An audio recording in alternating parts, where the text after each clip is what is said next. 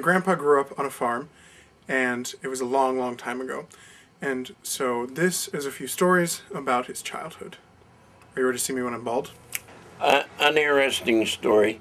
When we used to take stuff out of the garden, we had an open porch there where the bathroom's all closed in now. And we'd set the stuff on the porch there. And we had a bushel basket of onions sitting there on the porch. And the milk cow got loose one evening. And she got up there and she must have thought those onions were apples. And she's sitting there eating the onions and tears running down her cheeks. She was actually crying while she was eating the onions.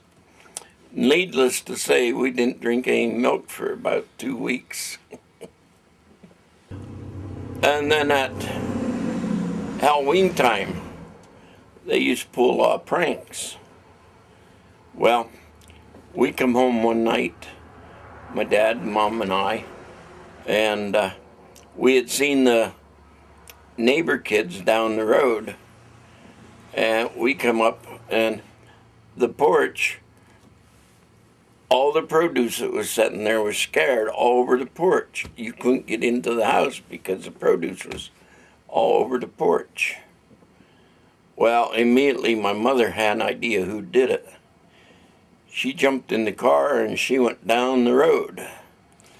And she stopped and asked the neighbor kids, most of them were cousins, if they wanted to ride. So they all jumped in the car. She went down to the turn where the Helvetia Road comes, whipped that car around. They said they thought it was going to upset and come flying back up the hill and made them clean up the produce that they scared all over.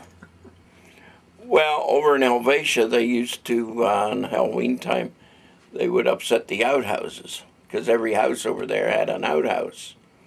And that was always the prank to do at Halloween. And then, of course, people would have to set them back up. They upset one night that had a guy in it. So they took off. They didn't get caught, but he wasn't very happy.